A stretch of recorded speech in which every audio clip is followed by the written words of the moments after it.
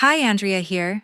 I'm not going to spoil too much, but if you believe that being family is about more than just a last name, then this story is for you. Let's listen. At the Christmas party, my father stood in front of the glittering tree and declared, "Only the grandchildren carrying the Smith name will receive gifts." I watched the 5 other cousins cheer as their names were called, while my 6-year-old daughter Cassidy stood frozen, her innocent eyes welling up with tears as she realized she was being left behind. My mother added another twist of the knife. "She's not really part of the family anyway." Cassidy trembled, tears streaming down her cheeks, yet she didn't dare cry out loud. I didn't scream. I didn't weep. I calmly opened my purse and took out a folder that had been waiting there for weeks, the result of countless sleepless nights enduring this contempt. I quietly walked up and placed it directly into my father's hands. The moment his eyes caught the legal heading on the paper, his face turned deathly pale and his breath hitched. My mother, standing beside him, found her voice trembling. "What? What have you done, Andrea?" I didn't answer. I gripped Cassidy's hand and led her out of the manor, immediately leaving the Smith family stunned in silence behind us, surrounded by their piles of luxury gifts. Are you curious about what was in that folder that could make a powerful family collapse in an instant? Don't go anywhere. The truth will be revealed right after this. Hit subscribe to follow this satisfying journey to the end. The windshield wipers of my SUV struggled against the heavy, wet snow of a Massachusetts December, rhythmic thuds echoing the pounding in my chest. Beside me, Cassidy was curled into a ball, her small fingers still clutching the tattered hem of her coat, her silence heavier than the storm outside. I kept my eyes fixed on the blurred red taillights ahead, but my mind was stuck on the frozen expression of Arthur Smith, my father, as the weight of that manila folder finally registered in his hands. That folder wasn't just paper. It was a definitive strike against 6 years of being treated like an invisible servant in my own childhood home. It contained the notarized revocation of my medical power of attorney and the formal withdrawal of my financial sponsorship for their long-term care insurance. 6 years ago, when my husband passed away, I didn't just lose a partner, I lost my anchor. I moved back to this town with a toddler and a broken heart, thinking that family would be my sanctuary. Instead, I became a tool. I remembered the grueling months after Arthur Smith suffered his first major stroke. While my brother Trent was busy closing deals in New York, I was the one who moved a sleeping bag onto the uncomfortable hardwood floor of the living room. As a pediatric nurse, I knew the mechanics of recovery better than anyone, so I functioned as his private unpaid therapist for 4 months. I spent my nights monitoring his oxygen levels and my days guiding his shaky hands through repetitive, frustrating exercises. I celebrated his first unassisted step with more joy than I felt for my own accomplishments, never noticing that he never once looked at Cassidy with that same pride. The financial toll was just as steep as the physical one. The Smith Manor was a beautiful, drafty relic that cost a fortune to maintain. When the fixed income of my parents started to stretch thin, I didn't hesitate. Every month, without fail, I transferred $800 to cover the massive heating bills of that house. That was $800 that didn't go into Cassidy's college fund or toward a better life for us. I justified it by telling myself that keeping the family home warm was my duty. I managed the labyrinth of their medication schedules, coordinating with 3 different specialists and fighting with insurance adjusters who tried to deny their claims. I was the bridge between them and a comfortable old age, a bridge they crossed every single day without ever stopping to check if the foundation was cracking. The folder I left on that mahogany table was a legal severance of those ties. By withdrawing my sponsorship, I was effectively handing them the true cost of their lifestyle. In the state of Massachusetts, losing a designated medical proxy with professional credentials meant their insurance premiums would skyrocket by nearly 40%. More than that, it meant the next time Arthur Smith felt a phantom pain in his chest, or Beatrice Smith forgot which pill was for her heart and which was for her blood pressure, my phone wouldn't be the one to ring. They had spent years telling me that Cassidy wasn't a true Smith because she carried her father's name, ignoring the fact that the only person keeping the Smith legacy from collapsing into debt and illness was the very woman they were now alienating. I gripped the steering wheel tighter as we passed the town line. The heat in the car was humming, a stark contrast to the icy dismissal I had endured for over an hour. My parents had lived in a world where my labor was a given, an endless resource they could tap into while simultaneously treating my daughter like an uninvited guest.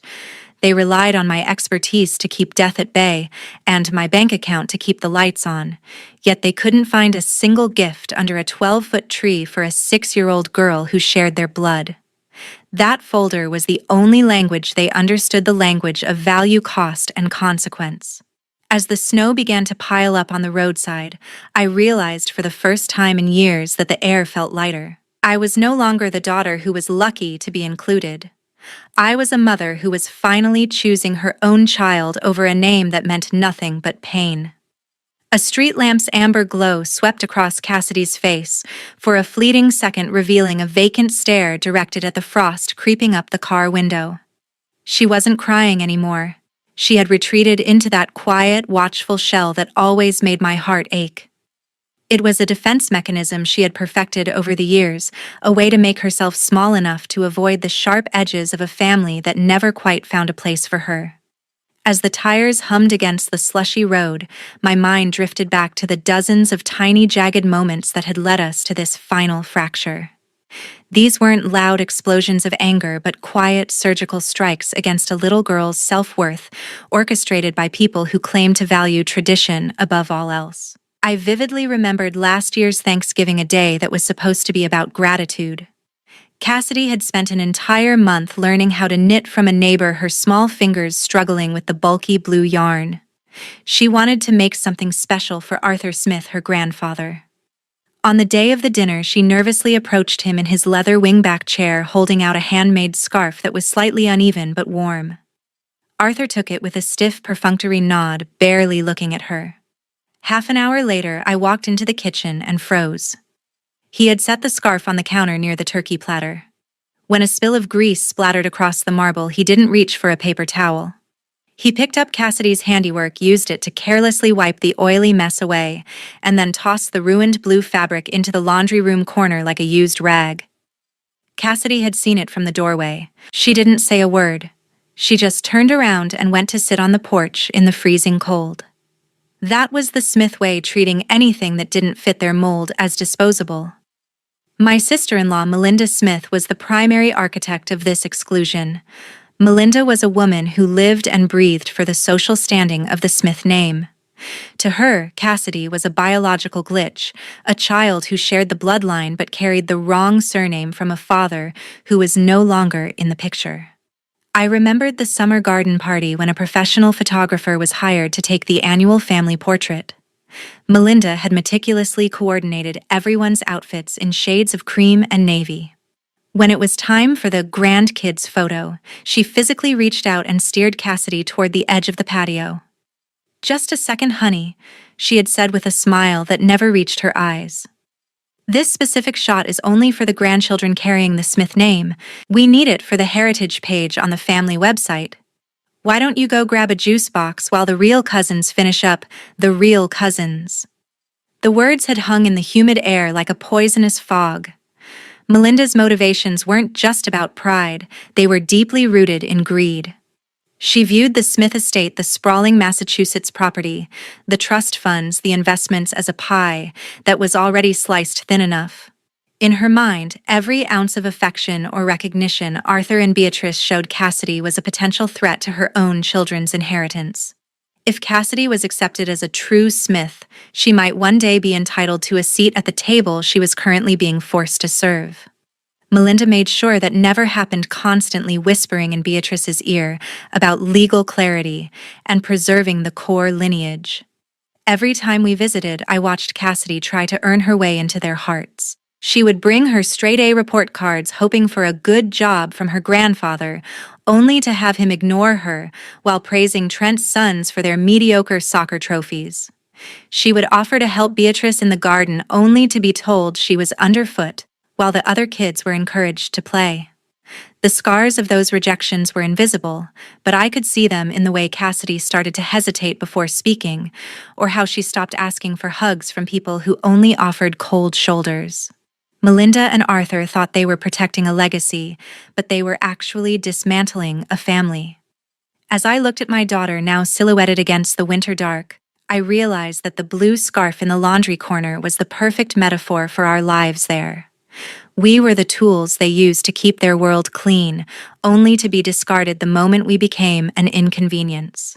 The hum of the heater in my car seemed to fade away as the memory of that dining room flooded back more vivid and suffocating than ever.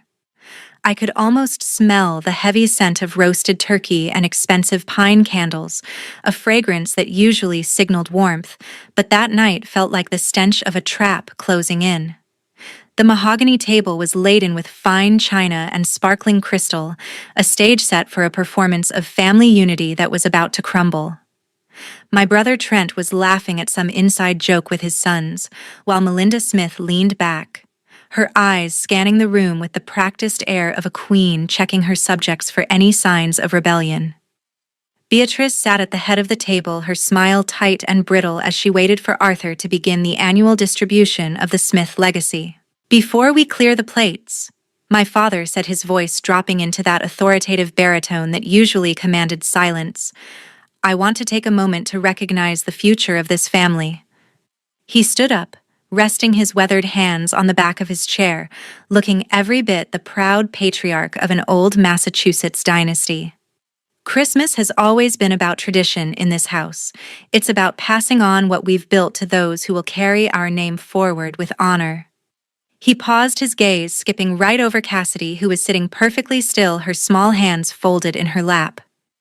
"These gifts are for the grandchildren who bear the Smith name, a reward for representing our heritage." One by one, he called out Trent's children. Each boy received a heavy wrapped box, latest tablets, designer watches, items that cost more than my monthly mortgage. The room was filled with the sound of ripping paper and excited shouts. Cassidy sat in the middle of the chaos, her expression a painful mixture of hope and dawning realization. She reached into the pocket of her dress and pulled out a small handmade card she had spent 3 nights decorating with glitter and drawings of our little apartment. She leaned forward, her eyes searching Arthur's face, a silent plea for a single moment of recognition. "Grandpa," she whispered, her voice barely audible over the noise, "I made this for you." She began to slide the card across the table toward him. At that exact moment, Melinda Smith reached for the gravy boat, her elbow making a deliberate, sharp movement that caught Cassidy's shoulder. It wasn't a violent shove, but it was calculated. The sudden jolt sent the handmade card spinning out of Cassidy's fingers.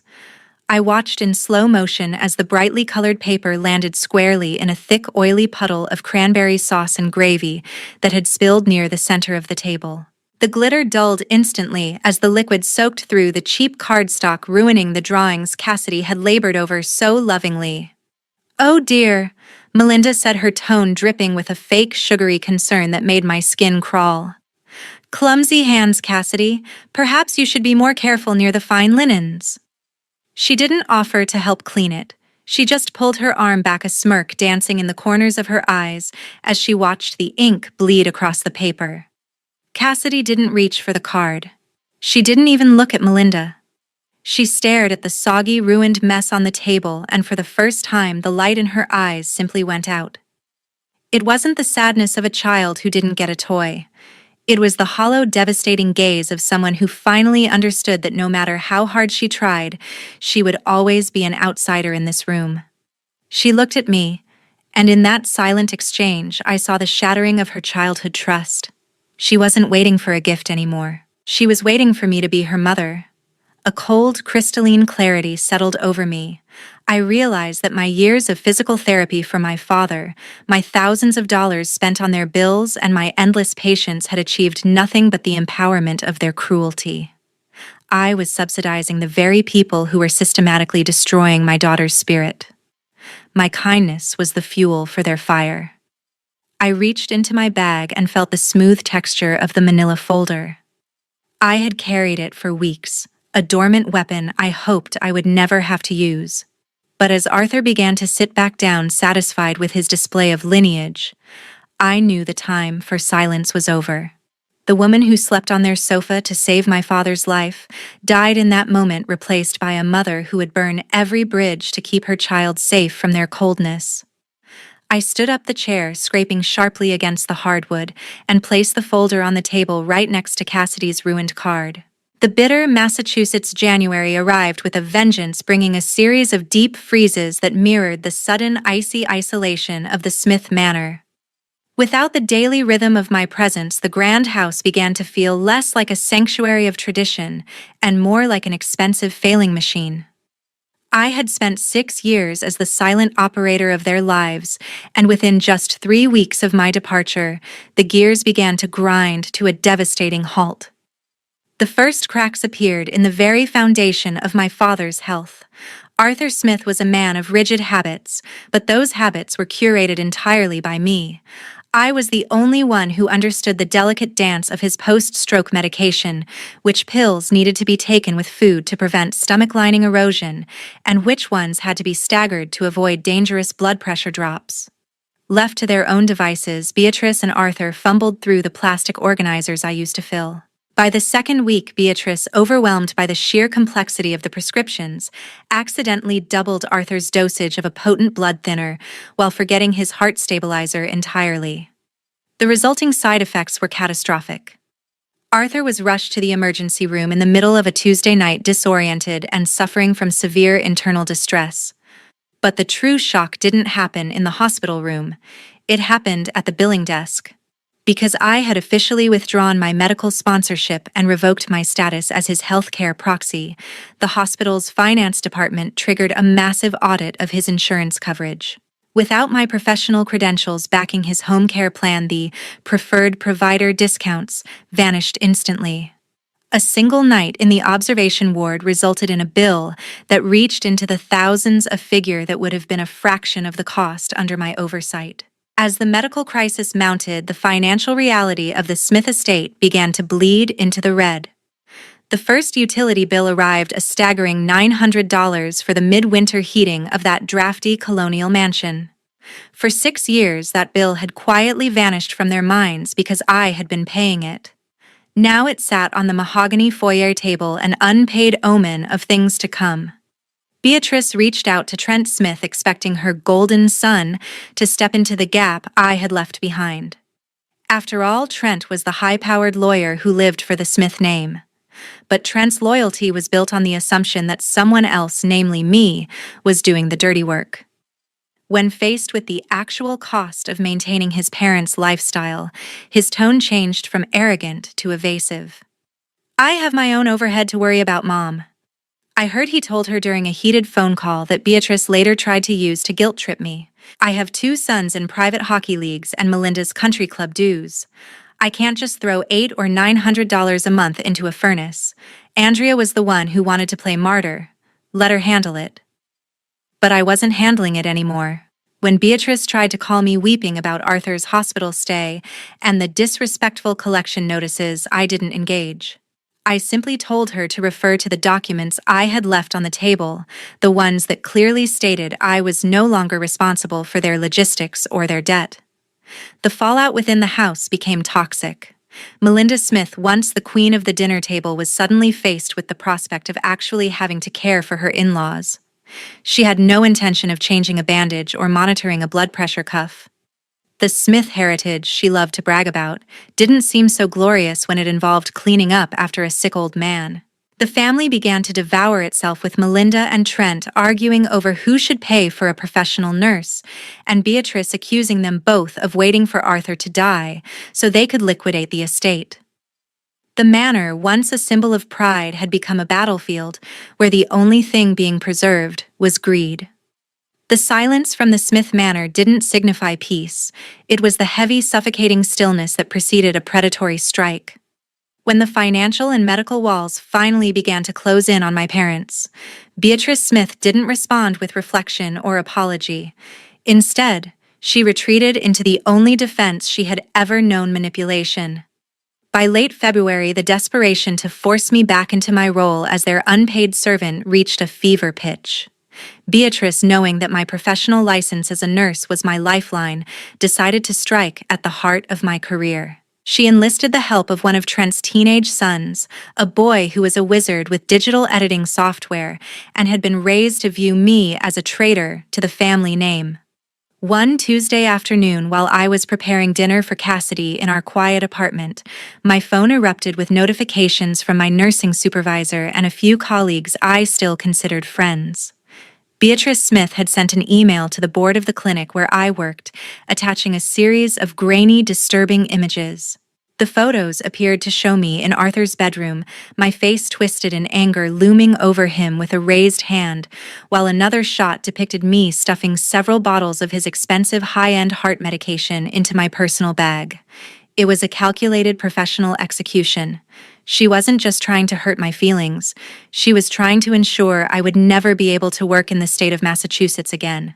The message was clear: if I didn't return to the manor to care for them on their terms, they would burn my life to the ground. What Beatrice didn't realize was that a nurse's instinct for protection extends far beyond the bedside. A year ago, after Arthur Smith's initial stroke and his first terrifying fall in the middle of the night, I had taken a practical precaution that I never bothered to mention to the rest of the family.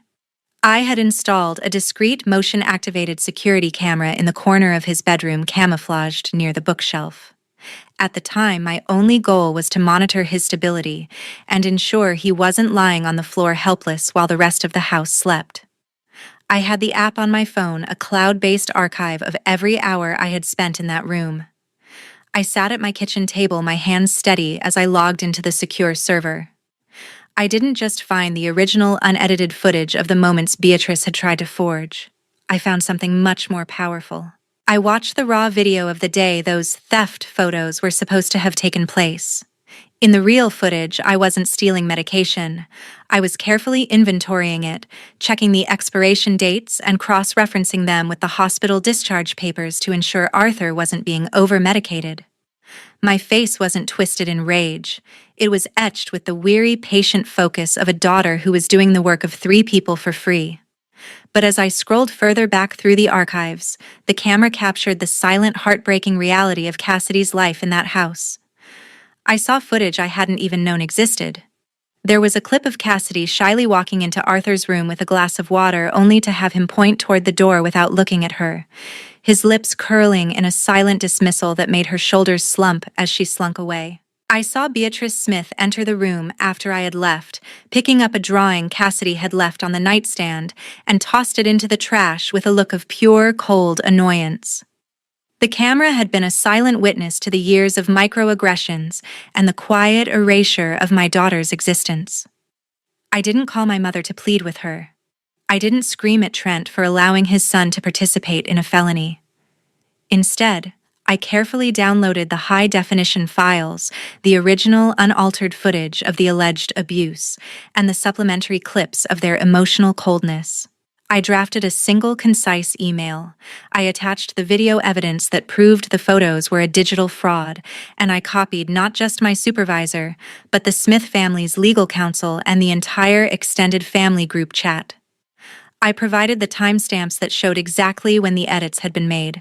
Beatrice had wanted to use the truth as a weapon, but she had forgotten that the truth is a solid, unyielding thing. By the time I hit send, I felt a weight lift that I had been carrying since the day I moved back home. They had tried to destroy my future to save their comfort, and in doing so, they had given me the final evidence I needed to walk away and never look back. By the time the stubborn Massachusetts frost finally surrendered to the pale warmth of April, the world, as the Smith family knew, it had completely thawed into a reality they were unprepared to face. The slush on the roads had disappeared, replaced by the blooming crocuses that Cassidy and I watched from the balcony of our new apartment in a city 3 hours away. In this new place, the air didn't feel heavy with the weight of expectations or the coldness of exclusion. The silence here wasn't a weapon, it was a canvas. My career remained intact, thanks to the undeniable video evidence that had silenced my mother's desperate attempt at sabotage. The professional community had seen the truth, and the recoil from Beatrice's actions had left her socially isolated among the very circles she had spent a lifetime trying to impress. Back at the old colonial manor, the for sale sign was driven into the thawing mud of the front lawn. It was a sight that many in town found shocking, but to me, it was the inevitable conclusion of a house built on hollow pride. Arthur Smith's health continued to be a volatile expense that the family could no longer subsidize with my free labor. The mountain of medical bills combined with the loss of the monthly financial support I had provided for years had created a debt that even Trent Smith's legal maneuvering couldn't erase. Trent, true to his nature, had refused to dip into his own private savings to save the family home, opting instead to protect his personal assets. Without a martyr to pay the bills and a nurse to provide the care, the Smith empire was liquidated to pay for a professional assisted living facility, one far smaller and less prestigious than the manor they were forced to vacate. I heard through a distant cousin that the atmosphere during the final move was poisonous. Melinda Smith had reportedly spent the entire time complaining about the loss of her heritage, while Beatrice and Arthur were left to realize that the sons they had prioritized over me were the first ones to suggest they sell the furniture.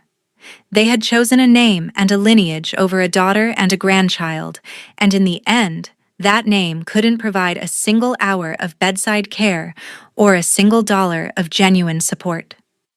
They were left with the bitter taste of a legacy that had no heart.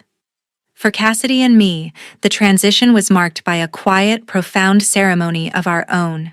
We sat together at the small wooden table in our sunny kitchen, surrounded by half-unpacked boxes and the smell of fresh coffee. I had the legal paperwork laid out before us, the documents for our official name change.